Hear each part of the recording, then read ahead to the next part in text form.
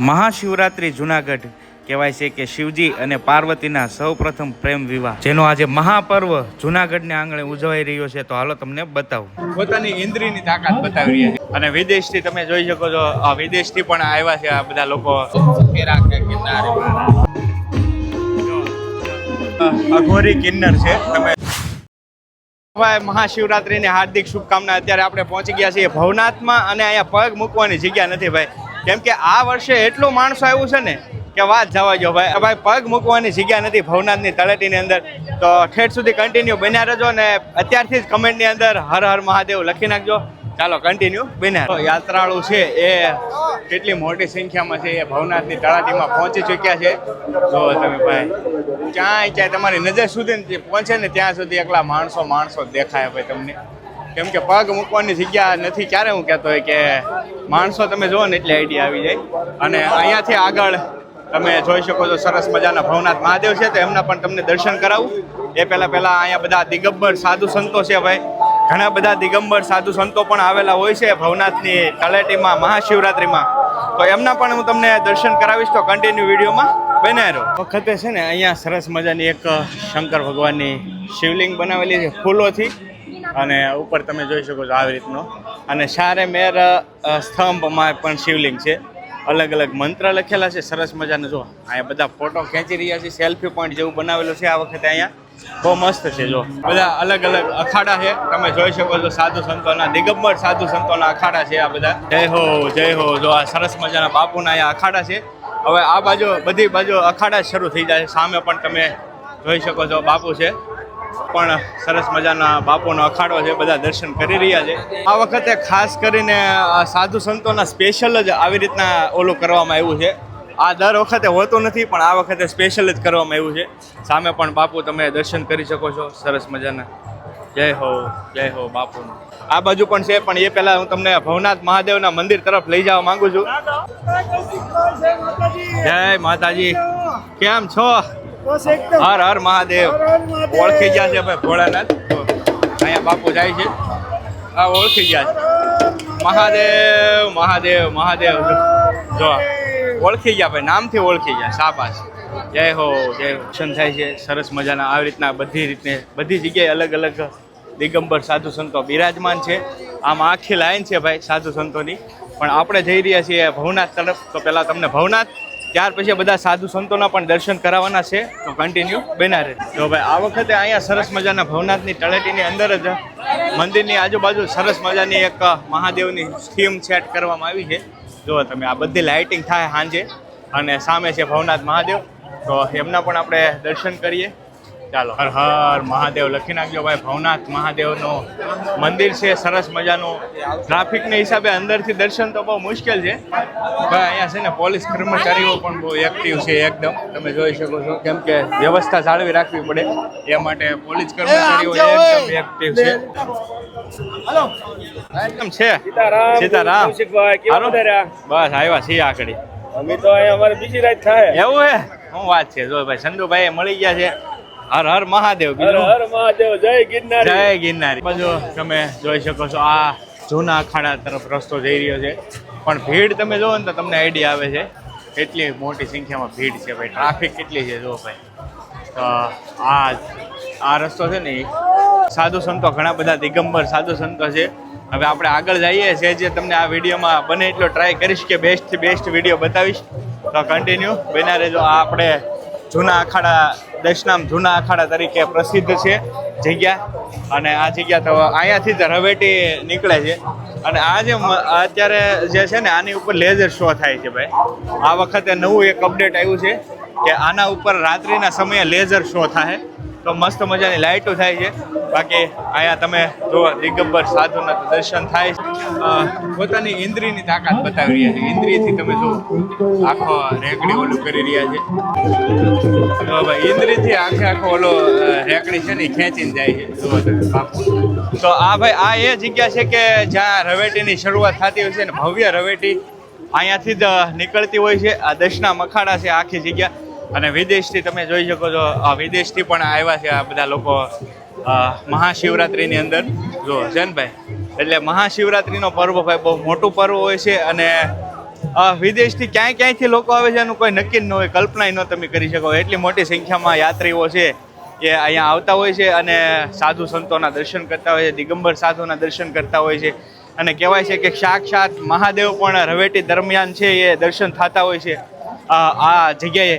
તો એ પણ એક સરસ મજાનો લાવો છે. અને આવા જો સામે કાર્યક્રમ ડિસ્પ્લે ઉપર તમે નિહાળી રહ્યા છો, આવા કાર્યક્રમ આવા સંતવાણીના પ્રોગ્રામ તો એમ કહેવાય કે આખા જૂનાગઢની અંદર બધી જગ્યાએ અલગ અલગ જગ્યાએ થતા હોય છે. તો એ રીતનું બધું છે. અને દીદી એનો કરતવ દેખાડે છે જો સરસ મજાનું. વાહ, છે ને સરસ મજાનું આ રીતનું છે. અને માળાથી જો વાહ. અહીંયા બધે લાગત અખાડા જ છે. તો હવે આપણે જઈએ કિન્નર અખાડા બાજુ. કિન્નર અખાડાને પણ તમને સાથે સાથે થોડીક ઝલક બતાવી દો કઈ રીતનું છે. અને કિન્નરો પણ ઘણી બધી અખાડા સરસ મજાના છે. અહીં જો સાધુ સંતોના અખંડ અખાડા ભાઈ. જય હો, જય ગિરનારી, જય ગિરનારી. આપણે જઈએ કિન્નર અખાડામાં જોઈએ. જો ભાઈ આ કિન્નર અખાડામાં ટ્રાફિક તો જો પણ વારો નહીં આવે, દર્શન નથી થાય, બહુ મુશ્કેલ છે. છતાં પણ જઈએ છીએ કિન્નર અખાડામાં ભાઈ. ફૂલ ટ્રાફિક છે જો ભાઈ. અહીંયા કિન્નર માતાજી ક્યાં ચાલો તો ભાઈ અહીંયા કિન્નર માતા છે, તમે જોઈ શકો છો. અહીંયા કિન્નર માતાજીના બધા દર્શન કરી રહ્યા છે. કિન્નર અખાડાના છે માતાજી. હા લ્યો લઈ લીધા ભાઈ, સબસ્ક્રાઈબર છે આ લોકો. જો તો એ મળી ગયા છે. તો ભાઈ આ છે કિન્નર અખાડા આખા, તમે જોઈ શકો છો. કિન્નર માતાજીઓ છે બધી અહીંયા અલગ અલગ. તો અહીંયા બધા દર્શન કરી રહ્યા છે. આ આખો કિન્નર અખાડા છે ભાઈ. જુઓ તમે અહીંયા પણ જુઓ તમે કિન્નર માતાઓ છે, એમના દર્શન મોરે મોરો મારી દો તો માનું મરદના દીકરા છો.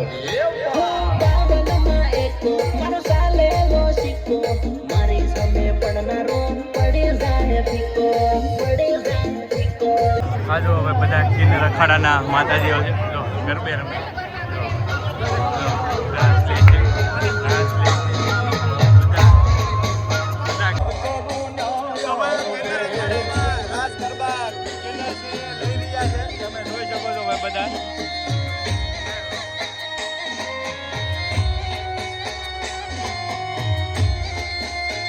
આપણા સબસ્ક્રાઈબર છે અમદાવાદથી છે, બધા ભાળી ગયા છે તો લઈ લીધા છે વ્લોગમાં. જો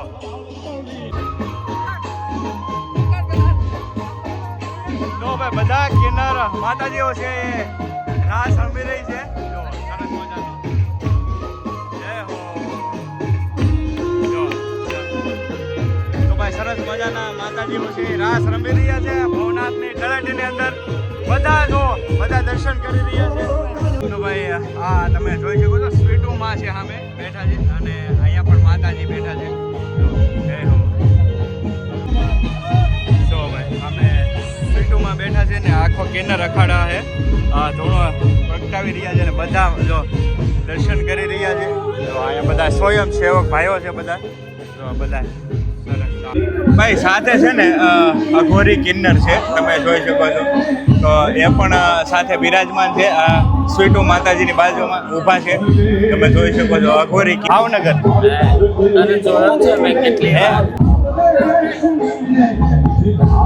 મહાદેવ ગિરનારી મહારાજ સદાય સુખી રાખે અને આના માધ્યમથી જેટલા લોકો પણ છે બધાનું ખૂબ કલ્યાણ થાય. મા ભગવતી ખૂબ સુખી રાખે ગિરનારી મહારાજ. તો બાબા કૌશિક બામણિયા આ વિડીયો બનાવે છે તો ટ્રાવેલિંગ વ્લોગિંગ.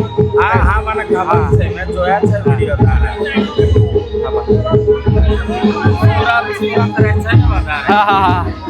અહીંયા પણ તમે જોઈ શકો છો માતાજી બિરાજમાન છે, એનો થોડો દેખાવીને. અને આ બાજુ પણ કિન્નર માતાજી બિરાજમાન છે. અને આ બધા ગરબા શરૂ છે. શિવરાત્રીનું ટ્રાફિક જો ભાઈ. આ વખતે મેં પહેલી વખત એવું બન્યું છે કે હું થાકી ગયો ભાઈ એક જ વિડીયોમાં. કેમ કે ટ્રાફિક ક્યાંય પગ મૂકવાની જગ્યા નથી યાર. એટલું મેં તમને બતાવ્યું ને એ માઇન્ડ બતાવ્યું ભાઈ. કેમ કે ટ્રાફિક જ એટલી છે ભાઈ આ વખતે. તમે જો આમ ત્યાં તમારી નજર પહોંચે ને ત્યાં સુધી માથા જ દેખાય તમને, બીજી કાંઈ વાત જ નહીં ભાઈ. એટલી બધી મોટી સંખ્યામાં માણસો છે આ વખતે ભાઈ. તો record break public, record break શ્રદ્ધાળુ છે ને આ વખતેની મહાશિવરાત્રિમાં જોવા મળ્યા છે ભાઈ. મેં જોયા છે કેમ કે એટલી વખત હું આવ્યો ને શિવરાત્રિમાં, એટલા માણસો ક્યારે નથી જોયા. પહેલી વાર એટલા માણસો જોયા છે ભાઈ. એટલી મોટી સંખ્યામાં લોકો શ્રદ્ધાળુ આવી ગયા છે. અને આ સાઈડ તમે જોઈ શકો છો બધા ઉતારા છે. શિવોત્સવ કીર્તિદાન ગઢવીનો ઉતારો છે. આ કીર્તિદાન ગઢવીનો અહીંયા છે.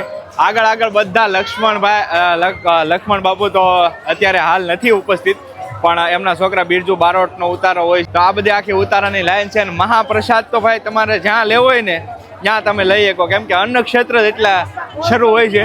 તો એ રીતનું છે. તો બાકી પબ્લિક તો જો તમે આમાં લોકો યાર કેટલા છે મોટી સંખ્યામાં. તો ભાઈ આ છે ને પૂજ્ય લક્ષ્મણભાઈ બારોટનો સેટ. આ લક્ષ્મણભાઈ બારોટનું છે. જો લક્ષ્મણ બાપુ બારોટનો ઉતારો છે. અને જેટલા પણ ઉતારા હોય ને ત્યાં પ્રસાદીનું તો શરૂ જ હોય, હરિહરનું શરૂ જ હોય ભાઈ. એ રીતનું છે.